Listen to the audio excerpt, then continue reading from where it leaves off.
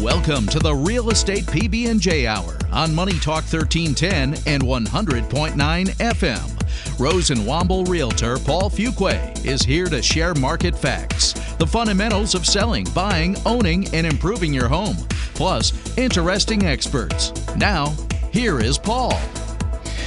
Welcome to the Real Estate PB&J Hour. This is Paul Fuquay with Rose and Womble Realty. I've been a realtor in this area on a full-time basis for a quarter of a century. It just seems as though it was just yesterday when I took that first listing and sold that first house. And the tradition continues. I still take listings, and I still sell houses, and hopefully I'll be able to help some members of my listening audience. The PB&J Hour is dedicated to the fundamentals of real estate. We discuss elements of home selling, buying, maintenance, and improvements. And the purpose of this show is to share real estate news, advice, and the experience that we have, myself and my co-host, Kim Pimento, and our guests, such as Holly Robinson, who will be here today to talk the lender's view of the current rates. And we hope that you will join in. The number where you can reach us is 757-497-1310, 757-497-1310.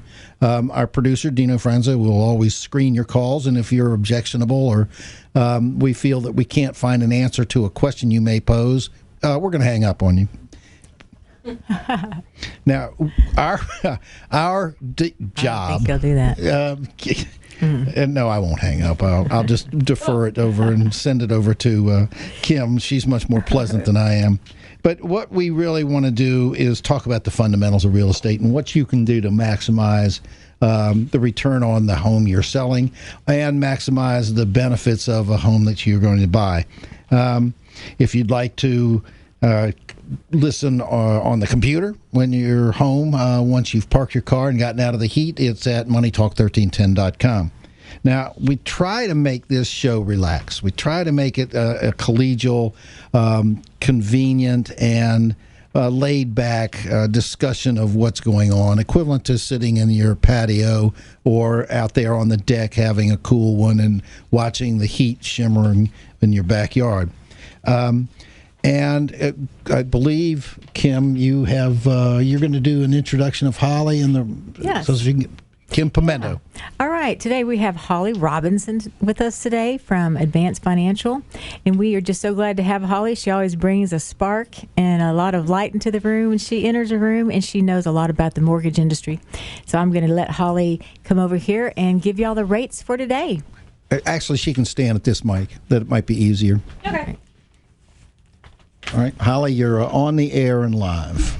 All righty. Good afternoon. Good evening, everybody. This is Holly Robinson with Advanced Financial Group.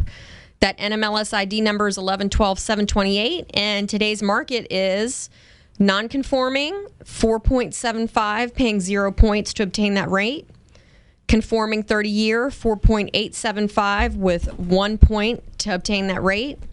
Conforming investment purchases, considering that you're putting about 25% down payment, 5.375, paying 2.125 in points. FHA loan, 4.875 with 1 point, and our VA loans at 5% with paying 1 point to obtain that rate. Now, Holly, did this come down? There was a question in the news. It was reported that we went up at 3/4 of a point. However, we've also heard that it didn't affect the mortgage. So it does look like rates have come down. Okay. And are continuing to hover at a better place than even last week. So that rate hike that they announced didn't affect the mortgage rates. It just affected, I heard, car rates, car loans, maybe refis. Yeah. Okay. All right. Thank you. Yeah. All right. We'll hear from Holly in a little bit. We're going to talk about bridge loans. And so, anyway, as stated before, like we've said before, pending home sales has decreased in June. And then, again, it's remaining the same in July. All four major regions posted month-over-month and year-over-year pullbacks, the largest of which occurred in the West.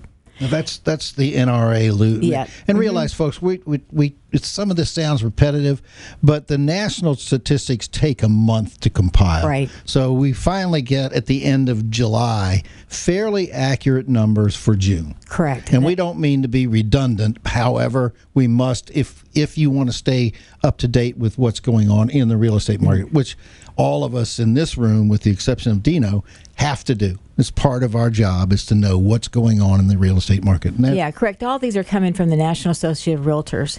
And then, so the next thing is contract signings to buy a home has keep tumbling down as long as the mortgage rates keep climbing, as has happened in the year to date.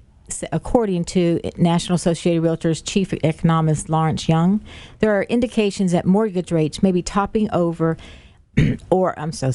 mortgage rates may be topping or very close to a cyclical high in July. If so, pending contracts should also begin to stabilize. According to NAR, buying a home in June was about 80% more expensive than in June 2019. Nearly a quarter of buyers who purchased a home 3 years ago would be unable to do so now because they no longer earn the qualifying income to buy medium-priced home today. Now, when we ran over this earlier today, Kim, I don't know if we need a clarification. I can't believe that it's an 80% total cost. It has to be an 80% increase in the cost of buying, meaning the closing costs and other elements. The interest rates. Right, that add to the price, to what you have to bring to the table. Yes, that's what I think. So I think that was a little bit misleading the way they stated that. Yes. But we'll have to slap him around a little backing bit. that up about the they no longer qualify the income to buy medium home price today, that people are having problems with that because of the rise in the interest rates. They're also stating that millennials, who are a large part of our buying population right now, are getting very discouraged. 43% of those that are looking for homes right now are feeling that they're not being able to afford what they want. They're discouraged, and they're really backing out of the market, which I think we'll see a little bit more of people getting discouraged. However, I think that we should stay positive and that we will have the rates are stabilizing, our inventory, more people are listing a little bit more. So I think the home market might not be as bad as what people are being portrayed. Your next series of statistics, the comparisons with pre-pandemic numbers and today's numbers are telling. Yes, that's right. And it means something, and it's why the median price now nationally, median price is $416,000. Yeah, that's gone way up in the last couple of years for sure. Home sales will be down by 13% in 2022, according to our latest projection. Young said, with mortgage rates expected to stabilize nearly 6% and steady job creation, home sales should start to rise by early 2023. So if you're thinking of buying your house, if you're thinking of buying and or you're thinking of selling, there is a time consideration, and we're coming into the last quarter of the year. Basically August, March, August, September, October, November. So we're in the third quarter. It will be entering the fourth quarter in a month and a half. And that is a time frame when, if you consider selling or buying, you should be in the market sometime in the fourth quarter of 2022, not waiting till 2023, because right now you don't have the competition.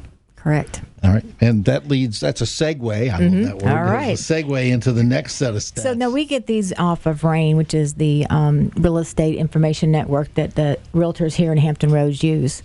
So today there are 4,069 active residential listings. Of those, 3,261 are single family, 882 attached homes, which of course that means condos, co-ops, townhouses, quads, and other attached dwellings. And that was on the MLS today, which is what the realtors see, which is updated. It's actually 822, isn't it? Is it? Did I misread it? 822, yes. Yeah, okay. 822 attached homes. All right, gotcha. Okay. Last week our count was 4,185 total, 3,348 single family, and 837 attached. This decrease in total listings is a decrease overall of 3% on a week-to-week comparison.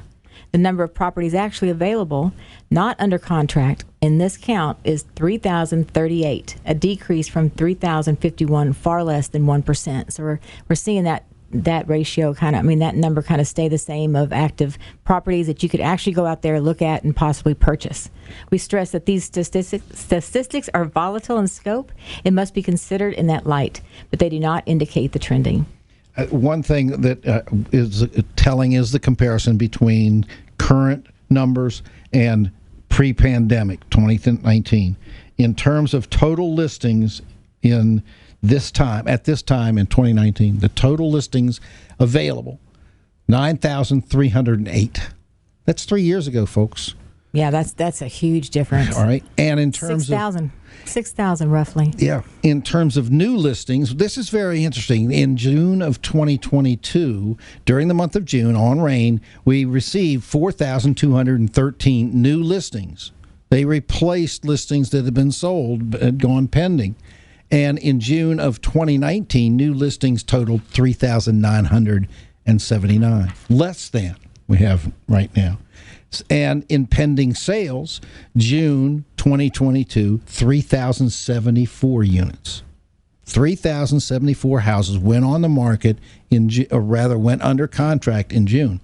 In 3 years before, in 2019, 2,771 went on the market. So you can see how the inventory is declined, and that is the reason for the squeeze on pricing. People they have a demand. We haven't seen a fall off in the demand. It's consistent, and that's a positive for sellers. It's not a positive for buyers, right? From the standpoint, because there is competition. And with that being said, it says that for 14 straight years, we're below the 50-year average on putting new homes on the ground. Yep. And that's. But they haven't visited Suffolk recently. It does seem like there's a lot of new construction. A lot of them are apartments too. In Suffolk, the 168 corridor, it is 168. The Harborview area. It's an absolute incredible. Wherever there is land that is affordable to buy and develop, and you have the assistance of the jurisdictions in which that land is located, then there is an opportunity for builders to come in and expand the housing base. And that's where we're behind. How far behind are we in the past 10 years? It's some incredible number of new home starts that are much lower than previous years. And I think you touched on that. Yeah, we're 14 years straight. We're below the 50-year average, and we're well below them probably for about, I would say, half of those years, and then we're starting to get back up. In 2020, it climbed. We're almost at a 50-year average, but still, we're way behind in new construction. And let's talk about lingering homes that aren't selling, because some people say, well, I've seen this home, it's been on the market for a while. We still have homes out there that people don't want, those older little brick ranches that are harder, or Cape Cods that are harder to knock the walls down to make them open, and the way people want their houses today. So that's just a plug that, you have to keep your house updated. If you're going to sell, you've got to keep your house up. It's funny, because my wife and I bought one of those 1956 brick ranches, and we did so because, one, I'm a car guy and it has a great big garage with all this power and the stuff in the back. So I bought the garage. But the house itself had been maintained very well by its previous owner of the preceding 18 years. Yeah, we love to say that one-owner home. It was one owner for 18 years, and then there was another family that owned it from the time it was built until she bought it. And that family still lives in that neighborhood. But what was incredible about the house is that this older retired lady, Rose Musa, had replaced the roof on both the big garage, and it's a 2-story garage, and it's, I don't know how many square feet, but it's big enough for 3 cars easily, plus a shop. She replaced the roof and the gutters there. The windows were replaced. The roof when the house was replaced. All the windows were replaced. The hot water heater was a great big tankless. There was nothing in that house that she really hadn't touched other than the floor plan and the kitchen and the bathroom. Correct. And people don't... I would say probably 5 to 10 years ago, people cared about the roof. It seems like that was a bigger sell. But now that the open floor plans, a new LTV, that everybody wants a certain look, and with HDTV, it's hard to sell those with those choppy floor plans. I happen to live in a 1955 brick ranch. I love it. I mean, what we did. We knocked down the one wall / island that separated the dining room from the kitchen, but we weren't open from the kitchen into the living room. It is still somewhat divided, but it's relatively open enough that you can look through the house. And I know that's bad for kung fu. Feng shui. Kung shui. You're not supposed to look through the house. Well, I'm just going to go with mine. I decided I have the original 1955 hot point oven that still works. Really? So I spent $4,000 on a refrigerator that I've shipped in from Boulder. That looks like a 1955 cold spot, and it's yellow, and I love it. It's a piece of art. Oh, gosh. I could never get that past my wife. We had to go over I love it. I put flowery Formica in. I made it look like 1955. I got it all. I got it going on. That's wonderful. But you set a new trend. Well, yeah. I mean, I couldn't afford to gut it because and do what I want to do to it. Now I've got some plans on how I'm going to connect the bedroom in the back. So now I'll go with it. But till then, you might as well go with what you got. Yeah. Well, look, I love the little things on the floor of the bathrooms. Those tiles last forever. I don't know who made those tiles, but they were a gift from God. I'm sure they came They're amazing. Down. Yeah. Now, look, we're coming up on a break. We'll be leaving you for a few minutes. You're listening to the Real Estate PB&J Hour with Paul Fuqua and Kim Pimento, and we will be back. Stay tuned. This is 1310 AM and 100.9 FM, Money Talk 1310. Now back to the Real Estate PB&J Hour on Money Talk 1310 and 100.9 FM. Rose and Womble Realtor Paul Fuqua gives you the fundamentals of real estate selling, buying, owning, and improving your home. You know, I really love the lead-in that Dino does. It sounds so melodic. It's almost like a song. I go to sleep at night dreaming of those nice tones and that flow. So I want you guys to, out there in the radio land, to take heed that we have a very skilled producer and lead. Whatever he is, he's the main guy in the studio who runs everything. He's got the board, and he can shut me off in the New York Minute. But you're listening to the Real Estate PB&J Hour. This is Money Talk 1310 AM and 100.9 FM. Remember, you can go back and look at 27 previous episodes of this show on YouTube at the Real Estate PB&J Hour. It costs you nothing. And it is actually elucidating to a certain degree because you can see how we have structured this show so that it can benefit you. Now, we're going to discuss some other element about what you can do if you are contemplating selling your house and purchasing another one, which is what you generally should do, is unless you're going to rent or you're going to live in a tent somewhere or an RV. But Kim, jump in here for a minute because I think Holly has she can explicate for us the idea of bridge loans, which are not new but are coming back on the market. Yeah, well, you and I were just talking today about it's hard when people want to sell, but they don't have some place to go, or vice versa. The transition is one of the hardest things that agents juggle, is how to get a person to sell their house and get to the house they want. You know, sometimes that's 3 different transactions you're working on there. So anyway, we thought bridge loans. So Holly is here, and she's going to talk to us about bridge loans. Hello, everybody. Holly Robinson here, Advanced Financial Group. I'm going to start out with the definition of what a bridge loan is. So a bridge loan is a short-term loan that can be used to access funds needed to purchase a new home before selling your existing home. Bridge loans allow you to access the equity in your current home before selling it. They also allow you to avoid making your offer contingent on the sale of your current home. And it gives sellers peace of mind that your funding won't fall through, because with the bridge loan, it's kind of like a refinance. You're going to cash in the equity while being able to maintain the payment on your current home, that bridge loan, and then you're able to move into your new place. And then ideally, if you haven't sold your home yet, and you still have that lien or liability, you'll be able to qualify continuing to make all of those payments. Your bridge loan is a bank-offered product. Not every company offers that. My bank, Town Bank Mortgage, Town Bank, Advanced Financial Group, we offer this opportunity. And the payment on that, what that looks like, it's a 12-month interest-only loan. So it's going to be at a lower rate of repayment.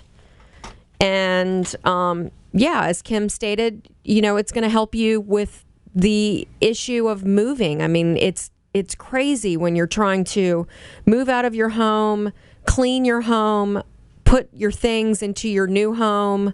And this way, it just truly lends the opportunity to you being able to seamlessly move into your new home and take your time. If there's renovations that need to be made, you've been able to cash out from this bridge loan product to do the renovations that you need to do so that you can be prepared to sell the current home. I have a couple real quick questions. Number one, what's the maximum amount of the value of your house that you can encumber your current house with a bridge loan? 75%. So that if I owed 50% of the market value or the appraised value of the house, that's all I owe, I can borrow 25% more. Correct. All right. Now, can I do that for a contract that I've already put in place? My question to you is, I found a house, okay, and that house I want to buy, and can I put a contract in on it, get it ratified at the right price, and now come back to you and say, okay, I need to put the bridge loan, or should I do that prior? Oh, absolutely. You should. Yeah, you should do the work on the bridge loan, just like getting pre-qualified for any other type of mortgage. Right. That is something that you should certainly do in advance. And then that way your parameters. If I have the house listed, can I get a bridge loan? Yes. Okay. And that actually is the difference between going and obtaining a HELOC from a bank, an equity line of credit, is on a bridge loan, the lender knows from day one, because of the type of loan it is, that they are lending you the money and you are going to be selling and have to sell within the next 12 months to get out of that particular loan. However, on your HELOCs and your equity line of credits, that's a no-no. They want to keep your business. They don't want you to go and do an equity line and then turn around and repay that and sell the home. What are the average closing costs on satisfying a bridge loan? It is very much like a general purchase. So you're looking, depending upon the sales price and your loan amount, when you get into the higher loan amounts and sales prices, it's about 3.5% for your total closing costs. 3.5% of that bridge loan amount. Correct. All right, but you haven't paid any principal during the 1 year. Correct. It is interest only. Okay. Now, we bring this up because last week we discussed a number of items that you should consider and take action on when you decide to put your house on the market. And one of them was know why you're selling, and keep that information to yourself. Do your homework on what is sold in your neighborhood. Go look at other listed homes in your price range and model homes so you have a knowledge of what your house is worth. Know when to order an appraisal if it's suggested, and realize that tax assessments are not the same as market value. Most important, this is a self-promotion. Find a good realtor because if you hire me, I'm going to work as hard, if not harder than you, on the sale of your house. One of the things that we talk about is in this early thing was to do, and I did this today in concert with Holly, know what your encumbrances are. Even if you have to pay to have a title search, if you haven't had one in a number of years, it's going to be done anyway.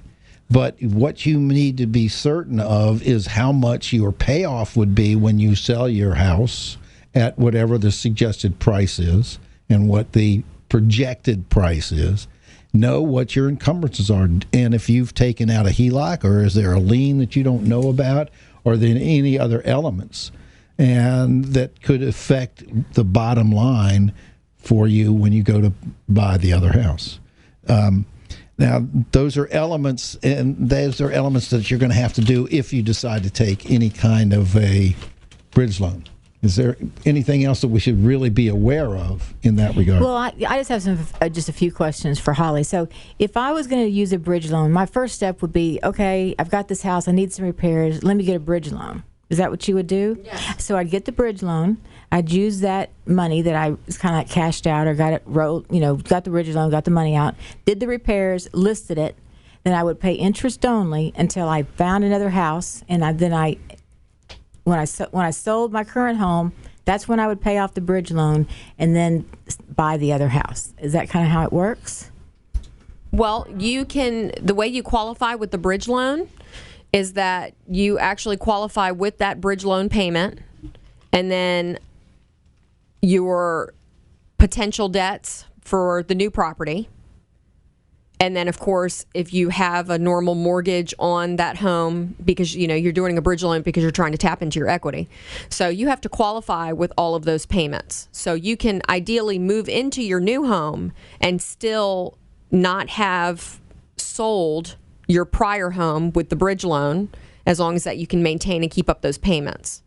There's no prepayment penalty on the bridge loan, though, however. So if you do pay that, prior to the 12-month expiration, then there's no additional funds for that. Oh, okay. I didn't know that. So bridge loan is only for 12 months. Yes, interest only. All right. And do you have to qualify for all those payments, or you can? Yes. You do. Okay. Mm-hmm. What would be the ratio, income to debt?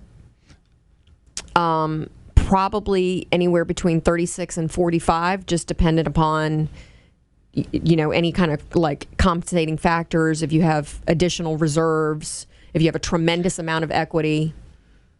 All right. So in essence, if I'm, let's say I'm a double, income family, household income is $120,000, right? I'm just throwing some numbers out there. Family income is $120,000, and if I take 50% of that, that's $60,000. I take half of that, that's $30,000, right? That's 25% ratio. So let's go back up to whatever the debt rate. And you figure this on a monthly. You don't do it Correct. on an annualized. Okay, $10,000 a month household income would mean that $4,500 would be my max in terms of all three loans and any other installment Absolutely. loans. All right, so you're in the best shape you're in is in that instance when you have an equity that's almost 100%, correct? Yes. Okay, so bridge loans are out there. I know that Town Bank, I also am familiar with having seen them with clients of mine who wanted to buy another property, and they had the equity, and they were able to go into... There's no other lender on this radio show, Paul. We are the only ones that have bridge loans today. The mic can be turned off. So you remember whose show this is, right? You got that? I knew Dino first. Okay. All right. Is it time for a break so I can go throttle this woman? No? All right. See, I've lost my place. My train of thought is gone. Grab the mic back from here. Thank you very much, Holly. We really enjoyed it. Thank you for having me. Always a pleasure. You can call in at 757-497-1310 at any time, and you can address what Holly has said, what I've said, and what Kim said, and question us. Argue. I'd love to have a good argument on the air. I think that'd be wonderful, but we haven't had that yet. We've had discussions. And by the way, we're up to 211 grape jelly, but we've broken 100 on strawberry jelly, and lingonberries are still bringing up the rear, and marmalade is down there with the lingonberry. So if there's any other jelly that you like on your PB&J, call in. We'd like to know, because I may miss it. In my family, there was a tradition of a very strange sandwich, and that was lettuce, mayonnaise, and peanut butter. Well, the idea my mother explained was that the lettuce gives you the crunch, the mayonnaise that allows the peanut butter not to stick to the roof of your mouth, and then the peanut butter is peanut butter. So it was not uncommon for our family to have on a Saturday afternoon an LMPB. I didn't want to name the show that. PB&Js are bad enough. Anyway, these are fundamental. Hey, Paul, real quick, if you want to reach me, Holly Robinson, my phone number is 757-435-0354. Again, 757-435-0354, or holly.robinson@advancedfinancialgroup.com. Thank you so much. You're more than welcome. Thanks for coming on the show. We appreciate it. And It's amazing. In all the years I've been in this business, there have been times when bridge loans were fairly commonplace, and I haven't heard that term used to describe a financial instrument in a long, long time. So, folks, we've discussed in the past how the lenders can structure deals to help you sell a house, because lenders do not make a living if they don't lend. They don't sell you money. So there are all manner of programs that are going to be coming online for people to be able to make their purchase of a home more affordable, especially in view of the fluctuating rates. Okay? Now, where were we? All right. Well, last week we stopped off the questions of the most important steps about when you're going to put your home up for sale. We discussed last week know why you're selling. Keep that information to yourself. Neighbors talk, so don't tell anybody what the lowest price you take your house for. Do our homework on what was sold in our own neighborhood. Go look at the other listed homes in your price range and model homes. Know when to order an appraisal. Realize that tax assessments are not the same as market value. Find a good realtor. That's the biggest point. Find a good realtor. Had to repeat that. Make sure that realtor works hard as you and as hard as you will. In pricing, be realistic and share with your agent your financial goal for the house. Maximize your home's potential. Improve what is feasible and prudent. And rely on other people's judgments and impressions of your home. Remember, there's two ways we live in a home. One is when we're trying to sell it, and it looks like no one lives there. And the other is when we're relaxing day to day and entertaining and having friends over. So just remember, this is not permanent. It's just for the few days that it's going to be on the market. And number 13, the key, clean as you've never cleaned before. Yes. Everything has to sparkle, because the impression that your house makes on a buyer is in first and foremost when they drive up. That's curb appeal. We discussed that last week. Yeah, paint the front door, clean the doors. Windows. Yeah, windows. Make sure it doesn't smell. I mean, we all love our dogs. We'll get into that in a minute. The smell is a key component. It's huge. So, yeah, I just think it's clean. And the windows, window seals, curtains, mini blinds. I mean, really scrub the toilets, take everything out, the walls. I mean, really, really clean your house. That makes a huge difference. Even if your house isn't really in that great a shape or not the most beautiful home in the neighborhood, if it's clean, it comes off so much better. And there are services out there that offer a deep cleaning, and they're not prohibitively expensive. They'll send a crew in, and they'll start top to bottom, and you may spend $300 or $400 or $500, but it all comes back. I will tell a very brief story. I have a client whose house they'd not lived in; their children had lived in it, and it had really gotten kind of run down. And when they asked me to help them set pricing, I gave them the spreads and told them that as the house was configured right now, it would sell in the low quarter of the price range, which was about $120,000 under where it would sell if it were in tip-top condition. And these folks took that advice seriously, and they spent a considerable amount of money to go through and improve the house. They didn't redo anything. They just painted and cleaned up and fixed windows that were fogged, and there were moisture damage to trim, and they cleared out the backyard. And the house surpassed the projected price by almost 4%. It beat the numbers of what the average that we've been talking about of 102% over list. So it was 104%. We're talking about a house that's sold at more than $700,000, less than $750,000. And that pricing, when we first looked at the house without that work, was in the very low sixes. So they're netting more than they originally could have priced it for. So that's important. And we've got a lot of issues. I like mine, clean out the garage. Oh, yes. Yeah, people love garages. Even if you want to stage it a little bit, make it a man cave, put something fun in there, TV, little bar, something like that. People love the garage. Make it a little workout room. I personally like to park my car in my garage, but that's just me. But people love garages. All right, now we got more of these tips coming, so we want you to stay tuned. We're going to take a little break. This is Paul Fuqua and Kim Pimento on the Real Estate PB&J Hour. We're at Money Talk 1310 AM, 100.9 FM. See you in a couple minutes. Now back to the Real Estate PB&J Hour on Money Talk 1310 and 100.9 FM. Rosenwomble Realtor Paul Fuqua gives you the fundamentals of real estate selling, buying, owning, and improving your home. You're listening to the Real Estate PB&J Hour. I'm Paul Fuqua, and I'm here with Kim Pimento. And we want to continue with the elements of concern when you're going to bring a house on the market. And I think that if you want to discuss any of these elements, please call us at 757-497-1310. Yeah, and remember, Paul, that one thing about using a real estate agent is we have a lot of resources. We can help you find carpet cleaners, plumbers, electricians, people who will point up your brick, people who will do good chimney repair, chimney inspections, under the house foundation work. So that's one good thing that your realtor does for you is they can really recommend and help you get through all that, because it can be very overwhelming. Because, a lot of times that we live in our house and we let things go. I mean, I know I do. You let things go. And then when it comes to selling it, you're going, look at all this stuff I have to do.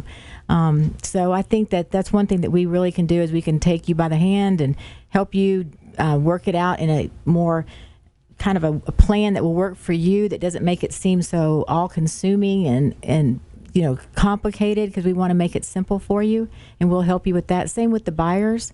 After you move in your house, we'll help you with some of the repairs that need to be done before you move in or right after you move in. I still have clients that call me and ask me for contractor names, and every contractor I meet, I put them in my phone so I can shoot my agents or the clients that I have contacts right quick. Well, the funny thing is, and we were discussing this during the break, when you have a really good handyman, you don't want to share. You don't want to share. I know I have gone through 3 of them. Yes. When I shared them with other realtors, and they became so busy, they were no longer available to help my folks. So I've become a little chary about sharing some of those names. I will if it's a trusted colleague. Yeah, it's like, hey, I helped make you. Call me back.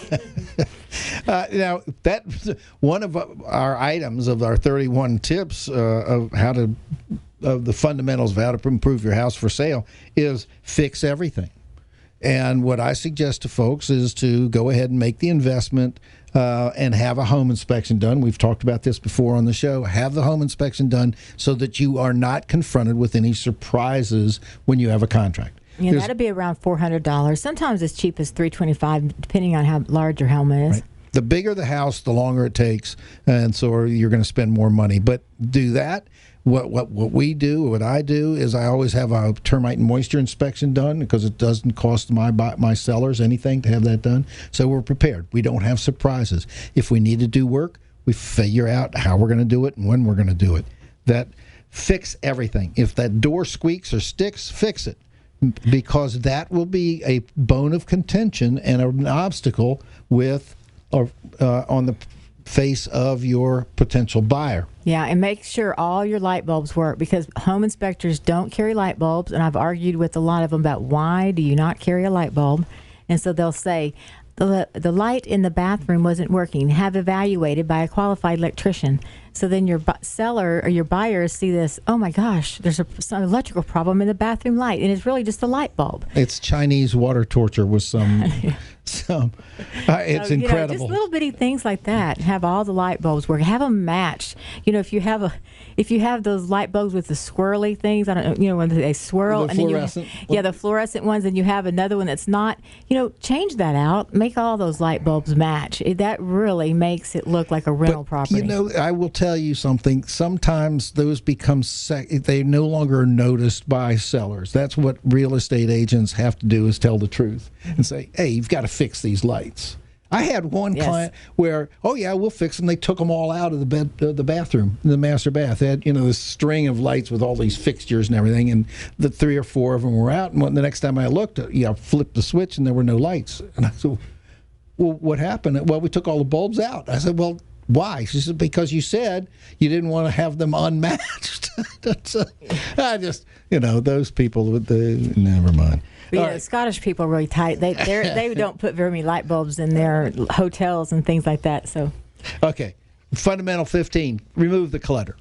Yes, and even out of what I can't stand is you go in a house and you show it's a really nice house, a beautiful shower, and there's shampoo bottles and all kinds of stuff lined on the little shelves or along the shower, floor. It's like, remove all that. That it just makes it look so much better. Remove dirty throw rugs. And the buyer, when that buyer comes through the bathroom or the dining room or your bedroom and they're flat surfaces, if there's nothing there or a minimum of things there, they can imagine, they can see their stuff on those flat surfaces. And it's the flat surfaces. I like to tell my clients, my sellers, let's leave some stuff. Let's make certain that it's unobtrusive, but at the same time, if you have a family photograph that shows lots of laughter and love and things of that nature, that's what you want to have on the surfaces, your flat surfaces. We don't want to have your jewelry. We don't want to have used hairpins. We don't want to have old handkerchiefs and things of that nature. Now, guys tend to dump their pockets on the top of a bureau, or at least most of them that I've seen, and there's a plate. Have you ever seen that? You go into a man's the bedroom and there's a plate and there's all this stuff, old buttons and the coins, and I don't know where it comes from. It just appears in my pockets. I have no idea how I get this stray button. How do I get a stray button in my pocket? My husband has nuts and bolts in his pockets. Okay. So now, the little touches can make a difference when you get to it does. And you know what? Straighten out your closets. I mean, you can put your winter clothes or spring clothes, whatever season it is. Go ahead and pack those up like you're moving, because it really looks better when you walk into a closet that's very well organized. Especially stuff off the floor, because that's where the clutter really looks. Yeah, and then the kitchen, if you go into a kitchen and there'd just be appliance after appliance after appliance, and you really need to thin that out. You might have to live without the air fryer and the coffee pot and the microwave and all that being out in the kitchen for a little while. We'd have to eat out every night. Air fryer and microwave. Well, leave the air fryer out, but kind of tuck everything else away. But that's huge, is to clear it. Clean them. If they're going to be out, they got to be spick and span. Yeah. Do they still sell spick and span? Or is that why? Okay, next. Fundamental 17. Don't let a smell be your downfall. Oh, yeah.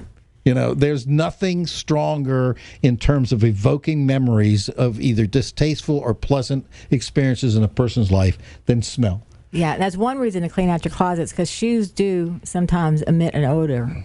Yes. Well, not in my house. The dogs. Okay.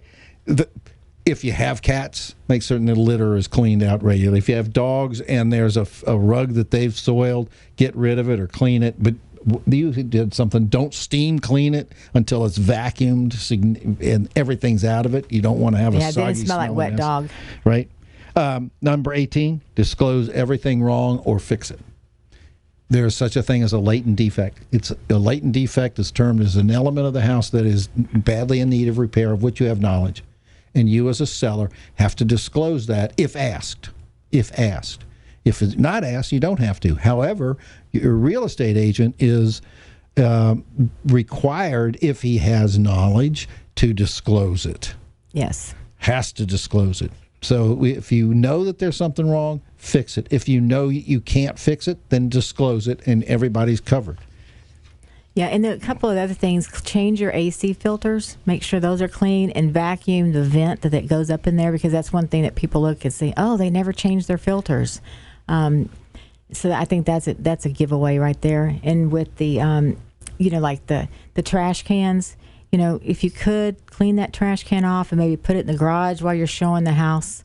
Just little bitty things like that. People want to walk into a house that looks like they could move in that day and make it their home.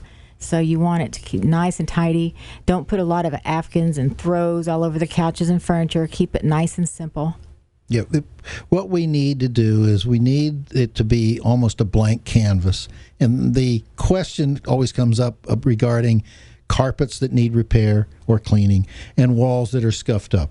And the reality is that when a person walks into your house, the two main visual elements are the paint on the walls and the floor coverings on the carpet or the hardwood or whatever the floor coverings are. Those are the two main components. Yeah. And if they're not in good repair, then they give an overall impression of disrepair, and you've just lost an element of appeal with a buyer.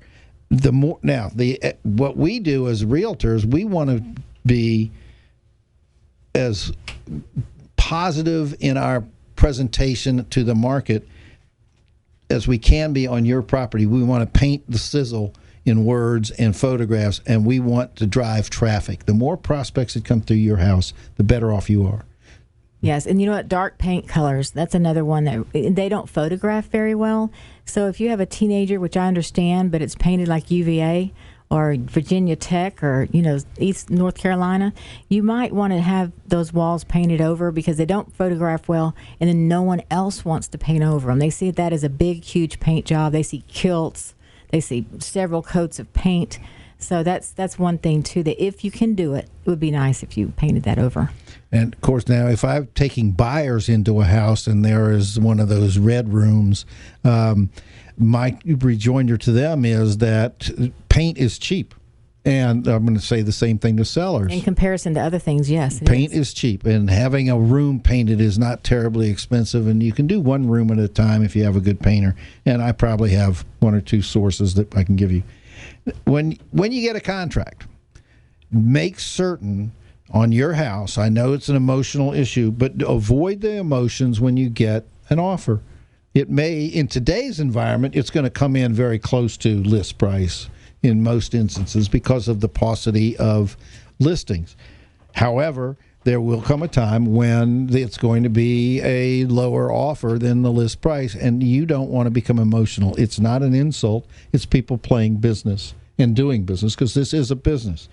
The major element is not to lose your composure during any and all negotiations.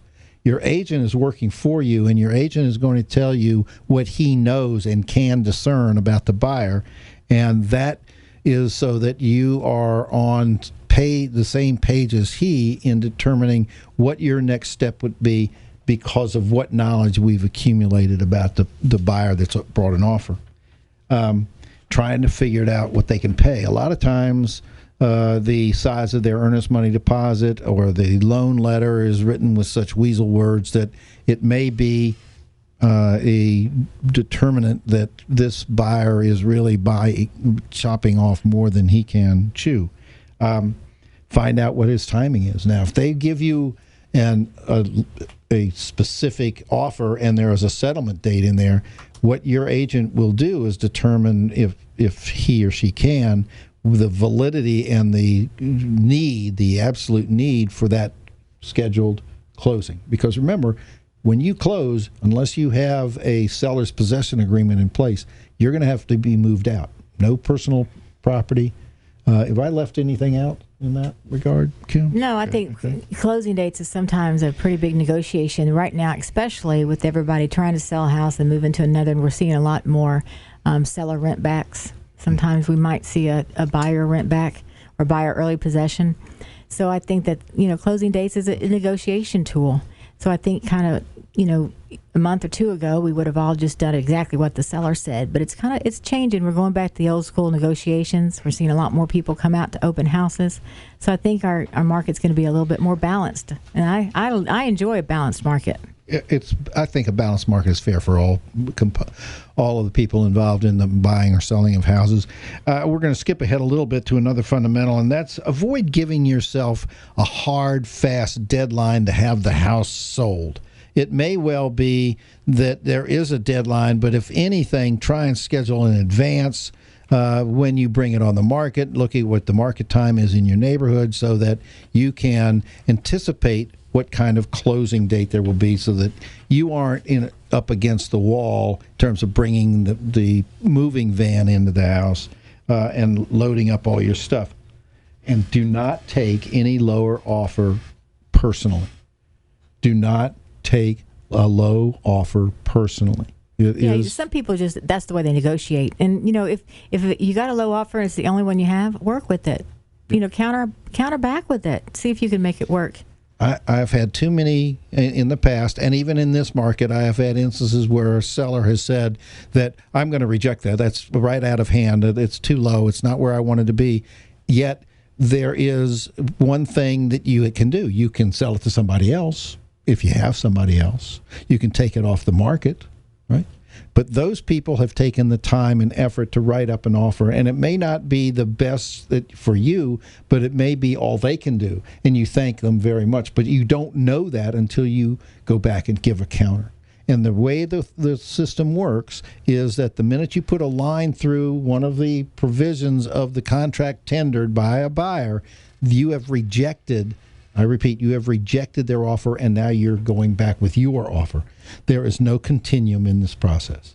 It does not exist as a relationship. You may have an offer, you scratch out this, it's now a counter offer, they scratch out, now it's another counter to the counter, but there's no continuum.